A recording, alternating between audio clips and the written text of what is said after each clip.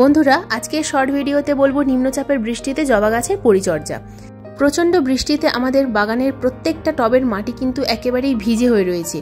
মাটি সবসময় ভিজে থাকার কারণে টবের মাটি থেকে গাছ কিন্তু সম্পূর্ণ নিউট্রিশন গ্রহণ করতে পারছে না, যার ফলে গাছের পাতা কিন্তু হঠাৎ করেই হলুদ হয়ে ঝরে পড়বে। শুধুমাত্র পাতাই নয়, এই সময় কিন্তু গাছের কুঁড়িও হলুদ হয়ে ঝরে পড়বে।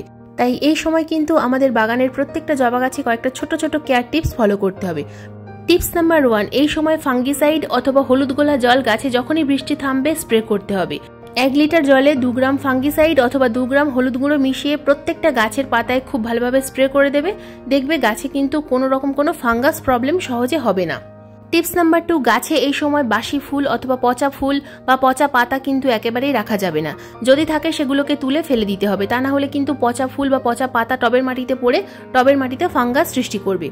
টিপস নাম্বার 3, এই সময় টবের ড্রেনেজ সিস্টেমটা ঠিক রাখতে হবে। যদি টবের ড্রেনেজ সিস্টেম ঠিক না থাকে, যদি টবের মাটিতে জল জমে যায়, তাহলে কিন্তু গাছের রুট পচে যাবে এবং ধীরে ধীরে গাছটা সম্পূর্ণরূপে খারাপ হয়ে যাবে।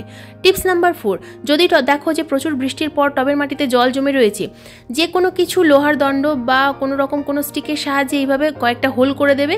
দেখবে সহজেই জলটা কিন্তু ওপর থেকে নিচের দিকে চলে গেছে। এই কাজগুলো কিন্তু অবশ্যই মনে করে করতে হবে, তা না হলে কিন্তু গাছে অনেকটাই ক্ষতি হয়ে যাবে। টিপস নাম্বার 5, এই সময় আমাদের টবের মাটিতে প্রয়োগ করতে হবে একটা সাদা রঙের পাউডার। এটা আর কিছুই নয় বন্ধুরা, এটা হলো ট্রাইকোডার্মা ভিরিডি।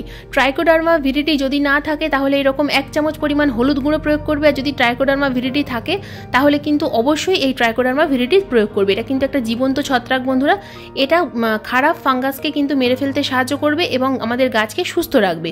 তাই এই সময় 1 চামচ পরিমাণ ট্রাইকোডার্মা ভিরিডি অবশ্যই তোমাদের বাগানের প্রত্যেকটা গাছে প্রয়োগ করো। এইভাবে 1 চামচ করে টবের মাটির উপরে ছড়িয়ে দাও। বৃষ্টির জল যখনই পাবে তখনই কিন্তু গাছগুলো রুট এই ফাঙ্গিসাইড পাবে এবং ধীরে ধীরে গাছগুলো সুস্থ হয়ে উঠবে। শুধুমাত্র যে জবা গাছে তা নয়, বাগানের যে কোনো গাছে তোমরা এই ট্রাইকোডার্মা ভিরিডি প্রয়োগ করতে পারো। বৃষ্টি থামতেই আমি কিন্তু আমার বাগানের প্রত্যেকটা গাছে এইভাবে ট্রাইকোডার্মা ভিরিডি 1 চামচ করে ছড়িয়ে দিয়েছি। তো তোমরাও এই কাজগুলো অবশ্যই করো। এই যে টিপসগুলো বললাম, এই টিপসগুলো ফলো করো, দেখবে দুর্দান্ত রেজাল্ট দেখতে পাবে। বন্ধুরা এই ছিল আজকের ভিডিওর বিষয়বস্তু। যদি ভিডিওটা ভালো লেগে থাকে তো একটা লাইক করো, শেয়ার করো এবং চ্যানেলে নতুন বন্ধু হয়ে থাকলে চ্যানেলটাকে সাবস্ক্রাইব করে পাশের বেল আইকনটা প্রেস করে দিও। আজকের ভিডিওটা সম্পূর্ণ দেখার জন্য অসংখ্য ধন্যবাদ।